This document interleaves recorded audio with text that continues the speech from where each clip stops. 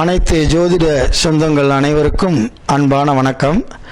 இன்னைக்கு நம்ம இந்த வீடியோவில் என்ன பார்க்க போகிறோம் அப்படின்னா, சனி தரும் கோடீஸ்வர யோகம்.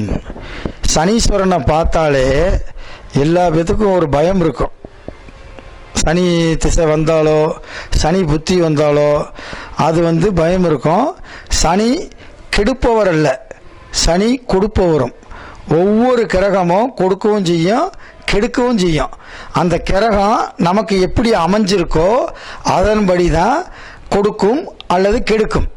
இப்போ பாருங்க, இவருக்கு ஒரு 200 வாகனங்கள் இருக்கு. 200 பஸ்ஸு, 200 காரு, லாரி, நிறைய வாகனம் நிறைய வச்சிருக்காரு. மிகப்பெரிய கோடீஸ்வர யோகம் படைத்தவர். கோடி கணக்கில் வாழ்ந்துக்கிட்டு இருக்காரு, டிரான்சாக்ஷன் பண்ணிக்கிட்டு இருக்காரு. இவருக்கு சனி தந்துருச்சு. இவருக்கு கொடுத்தது பூராமே சனி. எப்படி அப்படின்றத இந்த வீடியோவில் நம்ம பார்க்க போகிறோம். பாருங்கள், ஃபஸ்ட் எடுத்தோன்னே லக்னாதிபதியை பாருங்கள். லக்னாதிபதி சுக்கிரன். சுக்கிரன் எங்கே இருக்காரு? உச்சம். எத்தனைக்கு லக்னாதிபதி உச்சம் அப்படின்னா தீர்க்காயில் அப்படின்னு அர்த்தம். ஓகேவா? அப்போ 8க்குரியவன் லக்னாதிபதி ஒருவராய் உச்சம் பெற்று இருக்கிறார். எந்த இடத்துல? 6ஆம் இடத்துல. 6ஆம் இடத்தில் தீய கிரகம் இருந்தால் எதிரியை வெற்றி அடைவான் ஜாதகர். 6ஆம் இடத்துல சுப கிரகம் இருந்தால் எதிரிகிட்ட தோத்து போயிடுவான். அப்போ எதிரிகிட்ட சுக்கிரன் இங்கே உச்சம். First point. ரெண்டாவது, கோடீஸ்வரன் ஆகணும்னா நம்ம ஏற்கனவே சொல்லியிருக்கோம், 2ஆம் இடமும் 11ஆம் இடமும் நல்லா இருக்கணும் அப்படின்னு சொல்லியிருக்கேன்.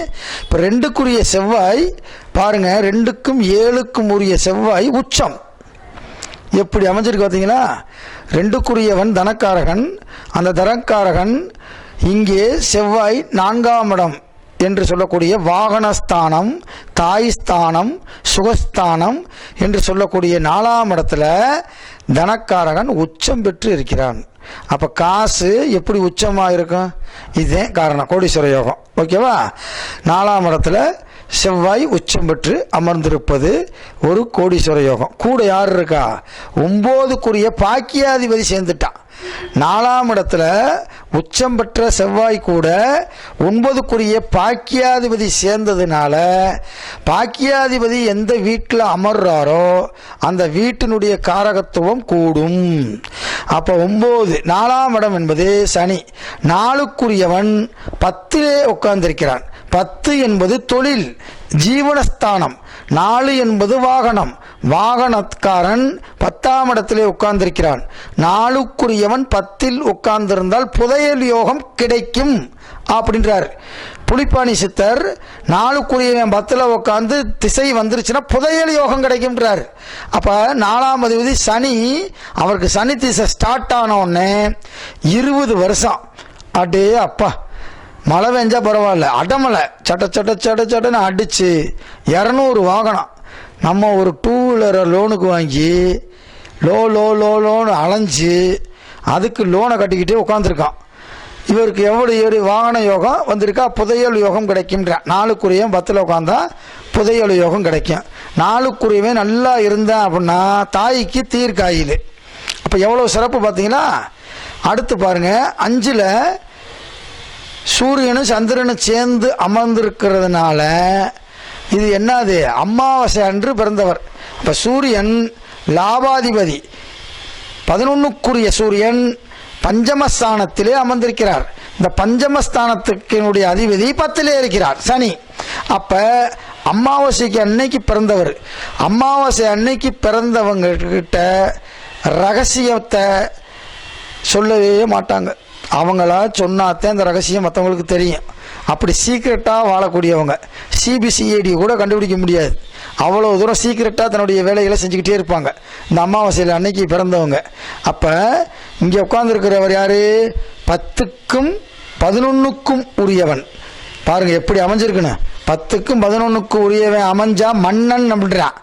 மன்னவன்டா. 10க்கும் 11க்கும் உரியவன் கேந்திரத்திலேயோ திரிகோணத்திலேயோ உட்கார்ந்தா அவன் மன்னவன், சீமான் அப்படின்றார் மூல நூல்ல. அப்ப 10க்கும் 11க்கும் உரிய சந்திரனும் சூரியனும் சேர்ந்து 5ல் உட்கார்ந்து திரிகோணத்தில் உட்கார்ந்துட்டாங்க. இது எவ்வளவு ஒரு சிறப்பு! கும்பத்தில் இருக்கக்கூடிய சூரியன் தன்னுடைய வீட்டவே பார்க்கிறார். எந்த ஒரு கிரகம் தன் வீட்டை தானே பார்த்தால் மிகச்சிறந்த யோகம்.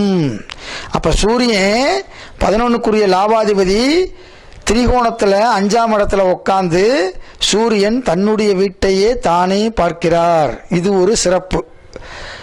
பார்த்தீங்களா, 6க்குரிய குரு 7ல் உட்காந்துருக்காரு. கேதுவோட சேர்ந்து குரு உட்கார்ந்தா ஞானின்னு அர்த்தம், ஆன்மீகவாதின்னு அர்த்தம். அப்போ ஆன்மீகத்தில் ரொம்ப ஈடுபாடு இருக்கும்னு அர்த்தம். அப்போ பாருங்க எப்படி அமைஞ்சிருக்குன்னு கிரகம் பாருங்க. இந்த சனி எங்க இருக்குன்னா 3, 6, 10, 11. 11ல் எந்த கிரகம் இருந்தாலும் அது ஒரு மிகப்பெரிய லாபத்தை கொடுக்கும். அங்கே வந்து தீய கிரகமாக இருந்தாலும் சரி, நல்ல கிரகமாக இருந்தாலும் சரி, 11ல் எந்த ஒரு கிரகம் அமைஞ்சாலும் தீய நல்ல ஒரு மாற்றம் கிடைக்கும். பாருங்க, இந்த சனி எங்க உட்காரணும், உட்கார்ந்தா நல்லது அப்படின்னு புலிப்பாணி சித்தர் தன்னுடைய புலிப்பாணி 300 அப்படின்ற புத்தகத்தில் 50வது பாட்டில் இந்த ஜாதகத்தில் இருக்கக்கூடிய கட்டத்தை அப்படியே சொல்றார். கணமுள்ள நவமாறும் லாபம் 3 கதிர் மைந்தன் இருக்க விதியும் தீர்க்கம். கதிர் மைந்தன் அப்படின்னா சனி. அவன் எங்கெங்க இருக்கணுமா, நவமாறு 3, 6, 10, 11ல் சனி இருந்து அந்த சனி திசை நடைமுறைக்கு வந்துருச்சுன்னா சனி அவனுக்கு யோகத்தை தரும். என்னடா நன்மை அப்படின்னு கேட்டா, ஃபஸ்ட்டு தீர்க்காயில கொடுக்கும்ட்டான். ஃபஸ்ட்டு தனமுள்ள பிதிர்தோஷம். 10ல் சனி இருந்தால் தந்தைக்கு ஆகாது. பிதிர்தோஷம், சத்ரு பங்கம், எதிரி வந்து அழிஞ்சு போயிடுறான், சத்திரி பங்கம். தரணிதனில் பேர் விளங்கும் அரசன் லாபம்னா, தரணிதனில் பேர் விளங்கும் அரசன் லாபம். குணமுள்ள கருமத்தில் இருக்க நல்லன் கொற்றவனே வாகனமும் தொழிலும் உள்ளோன். புனம் போல போகாதே சபையில் கூறு பூதளத்தில் என்றுரை புகழுவாயே அப்படின்றார். அப்படின்னா என்ன அர்த்தம், 3 சனி இருந்தால் தீர்க்காயில்ன்றாரு, 6ல் சனி இருந்தால் சத்ரு பங்கன் அப்படின்றாரு, 9ல் சனி இருந்தால் பித்ரு தோஷம்ன்றாரு, 10ல் சனி இருந்தால் வாகனமும் தொழிலும் உள்ளோன். இப்போ பாருங்க, இவருக்கு 10ல் சனினா வாகனமும் தொழிலும் உள்ளோன். கரெக்டாக 200 வாகனம் வச்சிருக்காருன்னா எத்தனை கோடிக்கு அதிபதியாக இருப்பாருன்னு பார்த்துக்குங்க. 11ல் சனி இருந்தால் தரணிதனில் பேர் விளங்கும் அரசன் லாபம், பெரிய லாபம் சம்பாதிப்பான்டா. தரணினா உலகம், உலகத்தில் பேர் விளங்கும் பேரும் புகழுமோடு அவன் சம்பாதிப்பான். எதில் 11ல் சனி இருந்தா. அதுதான் இந்த ஜாதகத்தினுடைய சிறப்பு. பார்த்தீங்களா, அப்போ சனி நம்மளுக்கு கெடுதி செய்வாரா நல்லது செய்வாரா அப்படின்னு நம்மளா ஒரு கணக்கு போடக்கூடாது.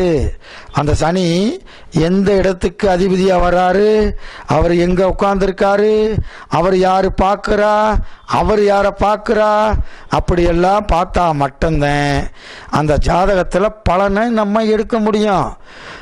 போய் உங்கள் ஜாதகத்தில் சனி எங்கே இருக்குன்னு பாருங்கள். நானும் போகிறேன், என் ஜாதகத்தில் சனி எங்கே இருக்குன்னு பார்க்குறேன். 4க்குரிய 10ல் உட்காந்தா நானும் வண்டி வாங்குவேன். ஒரு வண்டி வாங்கினேன், அது பஞ்சராக போச்சு. அதை வந்து நம்ம இன்னும் பஞ்சர் விட்ட காசுலாம் அலையிறோம். சனி எங்கே இருக்குன்னு பார்ப்போம். நீசத்தில் இருக்கா நாசத்தில் இருக்கான்னு தெரியல. சரி நான் போயிட்டு வர்றேன், நீங்களும் போய் உங்கள் சனியை பாருங்கள், பார்த்துட்டு கமாண்டில் போட்டு விடுங்க எந்த இடத்துல சனி இருக்குது, என்ன பண்ண போகுதுன்னு பார்ப்போம். ஓகேவா? நன்றி. மீண்டும் அடுத்த வீடியோ சந்திப்போம். நன்றி, வணக்கம்.